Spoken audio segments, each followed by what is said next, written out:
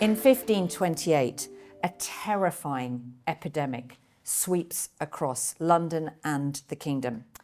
It's known as the English sweat, or the sweating sickness. It's a disease that came in with the Tudors and had died out by the end of that period. We don't know exactly what it was. It's been compared to malaria. What we do know is it was even more deadly than the plague because it kills very, very quickly. It said you can feel bonny at breakfast and be dead by supper. You take a sudden fever and then really the survival rates are very, very low. And in the summer of 1528, when this epidemic arrives, very sadly, it claims the life of Cromwell's well-beloved wife, Elizabeth. But more tragedy follows in the summer of 1529, when the epidemic comes back, and this time it claims the life of Cromwell's two daughters, Anne and Grace. And it was quite heartbreaking to read his record of their demise, because after his wife's death, he'd made a will and he'd left generous bequests to all three of his children. But then he's gone back to that will in 1529 and he's struck through the names of my little daughters, Anne and Grace. I think Cromwell was a mourner for the rest of his life. He carried this deep sadness around with him. But it was also in 1529 that things started to go very badly wrong for Cromwell in his career, in his political career, because it was the self-same year that his great patron, Wolsey, suddenly fell from grace. He was thrown out of court, stripped of his offices, stripped of this place. Hampton Court was transferred from Wolsey to Henry VIII, who, let's be honest, had always had his eye on this palace. He was rather jealous of Wolsey's magnificent Thames side palace, so he took it from him when Wolsey fell from grace. It was here that many of the momentous events connected with the English Reformation would take place, now that it was under the ownership of Henry VIII. It was actually here at Hampton Court that Henry first conceived the idea, prompted by Cromwell, of a break with Roman Catholic Europe. So, as I said, a real history where it happened experience for you here today. But why had Wolsey fallen from grace? He was so powerful right up until his exile from court that people called him the Alter Rex, the other king.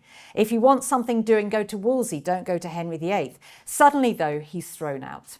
What had caused his demise? Well, we could more precisely say who had caused it, and it is that woman, Anne Boleyn. It's my ambition to get through a day without saying the name Anne Boleyn. I haven't managed it in 18 years of working for the palaces, and I've just failed again today. Well, Anne Boleyn was Henry VIII's great obsession by 1529. She'd first appeared in the English court 7 years earlier, 1522, and by 1526, she had definitely caught Henry's eye. And Anne had played the situation brilliantly, because she refused to be a mere mistress of the king. What was there to gain from that? She saw how quickly the king lost interest and discarded his mistresses, because her own sister Mary had been one of them.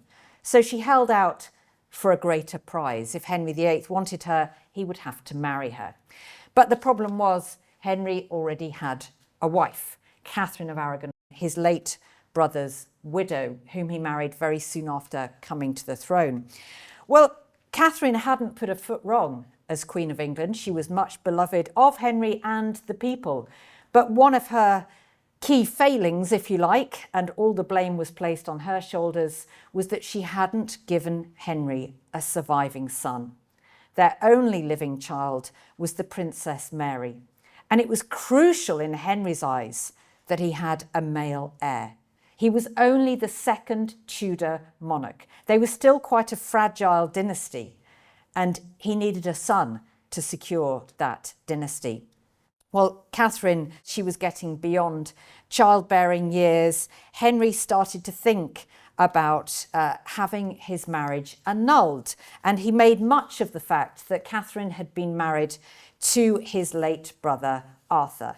And he fixated on a part of the Bible, Leviticus, that says if you marry your brother's widow, you will be childless. Of course, they weren't childless. They had Mary, but, you know, details and all that. So Henry really started to fixate on the idea of having this marriage dissolved. And at first, he tried to persuade Catherine to just agree to an annulment. He would apply to the Pope, and if she would go quietly, he would make sure she was well provided for. But there's a clue to Catherine's reaction in this portrait, if you can make it out, because you can see there Catherine is sitting with a monkey on her lap, and she's offering the monkey a coin, like a bribe, just like Henry is offering her. And the monkey is ignoring the bribe, and he's choosing the cross around her neck, just as Catherine did. She stood by her religious principles. She never stopped believing that her marriage to Henry was valid in the eyes of God. So she was not going to relinquish it for any money at all. Henry realised, therefore, that it was going to take something rather bigger to get him out of his marriage to Catherine. And as I said, the seeds were sown here at Hampton Court. There's a fascinating conversation recorded by Henry VIII's Lord Chancellor and friend Thomas More, who often attended him here at Hampton Court. Now, Thomas More was very much a conservative in matters of religion, and by conservative I mean he went with the Catholic principles. He didn't buy into these new teachings of Luther, these new reformist ideas that were gathering ground. But he later related a conversation that he had with his royal master here at Hampton Court, and it was one that would have earth-shattering consequences in the years to come. Thomas More actually wrote to Cromwell about this conversation, even though the two would end up being enemies. He said, "I repaired as my duty was unto the King's grace, being at that time at Hampton Court. At which time suddenly His Highness, walking in the gallery, told me of his great matter, and showed me that it was now perceived that his marriage was not only against the positive laws of the Church and the written law of God, but also against the law of nature, that it could in no ways by the Church be dispensable." So in other words, Henry was absolutely resolved to find a way of getting rid of Catherine of Aragon so that he could marry Anne Boleyn. Well, he tried first with the official channels. He petitioned the Pope for an annulment. Now, this is when things got rather difficult because of the close familial relationships between England and Rome and the rest of Europe, because the Pope at the time was dominated by Emperor Charles V. He was actually Charles V's captive for a while, and Charles V was Catherine of Aragon's nephew. So you can see that the Pope wouldn't necessarily be inclined to do something to her prejudice. After a few years, there was stalemate. The Pope was being very reluctant to adhere to Henry VIII's request. Henry knew he was getting nowhere. He needed fresh impetus for what was known as the Great Matter, his campaign for an annulment. And he found that fresh impetus in the form of Thomas Cromwell. Well, Cromwell had made his debut at the Henrician court soon after his patron Wolsey's fall. Now, while the rest of Wolsey's servants pretty much deserted him as soon as he was out, they didn't want to associate with him, Cromwell stood by him. He was intensely loyal to those whom he served. And he managed to ingratiate himself with Henry VIII. He secured a pardon for Wolsey, and he also proved his worth to the king. So he really started to step into Wolsey's shoes. Henry was good at a few things, and one of those was spotting potential in the people who served him, and Thomas Cromwell certainly had enormous potential in Henry's eyes. And the Spanish Chronicle, you may have come across this in your studies. It's often cited as a source.